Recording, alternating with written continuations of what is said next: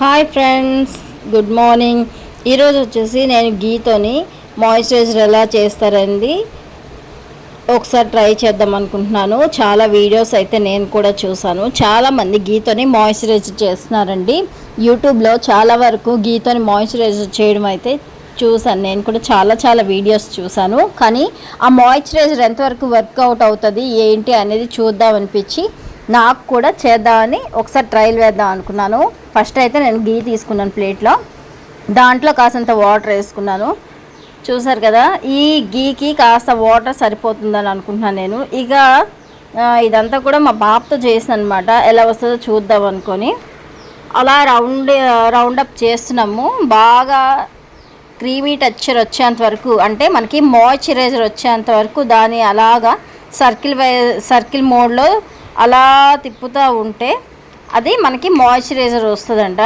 ఇది హ్యాండ్స్కి లెగ్స్కి బాడీకి మామూలుగా మసాజ్ చేసుకుంటే చాలా బాగుంటుంది. మాయిశ్చరైజర్ కింద బాగా యూజ్ అవుద్ది అంటున్నారు.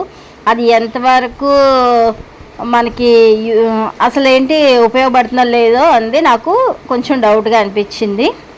నిజంగా అంత బాగుంటుందా, మాయిశ్చరైజర్గా అంత బాగా పనిచేస్తుందా అనేసి నేను కూడా అనుకుంటున్నాను అనమాట.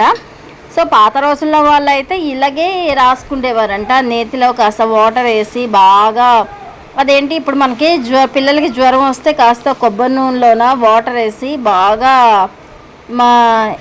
బాగా బ్లెండ్ చేసి రాస్తాం కదా, అప్పుడు ఒళ్ళు అనేది చల్లబడిపోతుంది.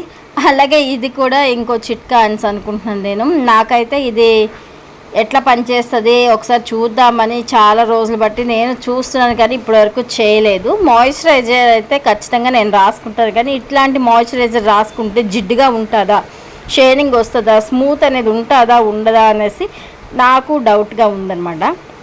సో మనం కూడా ఒకసారి మన ఛానల్లో ట్రై చేద్దామని చెప్పేసి నేను కూడాను దీన్ని ట్రై చేస్తున్నాను. సో మీరు ట్రై చేశారా, ఎంతమంది ట్రై చేశారో నాకు కామెంట్ సెక్షన్లో కామెంట్ చేయండి.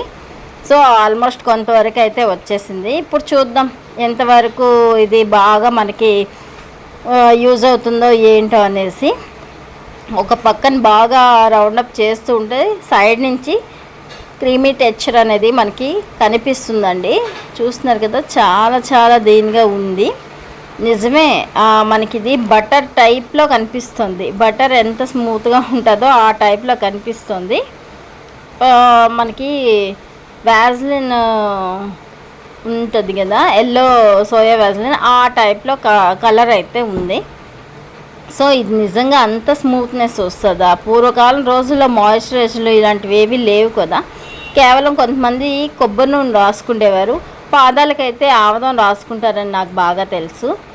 ఆవదం అనేది పాదాలకి రాసుకోవడం వల్ల బాగా పనిచేస్తుందండి. మనం పడుకున్నప్పుడు గోరువెచ్చగా ఆవదాన్ని వేడి చేసుకొని దాన్ని లైట్గా పాదాలకి రాసుకోవడం వల్ల చాలామందికి కాళ్ళు పగిలిపోతాయి కదా, ఆ పగులు అనేవి కాస్త సర్దుకుంటాయి.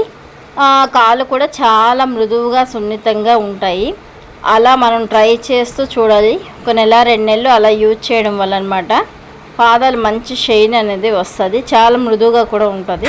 ఇప్పుడు ఈ నేతి మాయిశ్చరైజర్ అనేది ఎంతవరకు యూజ్ అవుతుందో చూద్దాం. ఆల్మోస్ట్ చాలా వరకు చేసేసారు, ఇంకా దగ్గరికి వచ్చింది.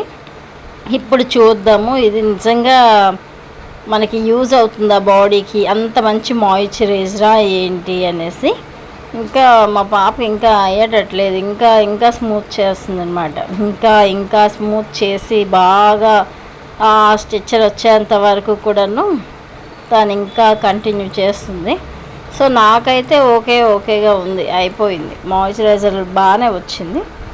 సో ఇప్పుడు దీన్ని రాసి చూస్తే కానీ మనకి తెలీదు.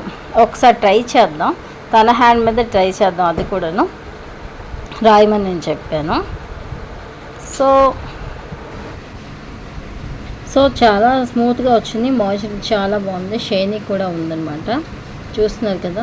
ఓకే ఫ్రెండ్స్, వీడియో నచ్చినట్టయితే లైక్ చేయండి, షేర్ చేయండి, సబ్స్క్రైబ్ చేయడం అసలు మర్చిపోకండి. వీలుంటే మీరు కూడా ట్రై చేయండి. చాలా షైనీగా ఉంది, చాలా బాగుందండి. ఇది మనకి యూజ్ఫుల్. చూస్తున్నారు కదా, రెండు కూడాను చాలా బాగుంది, షైనీ అనేది ఉంది.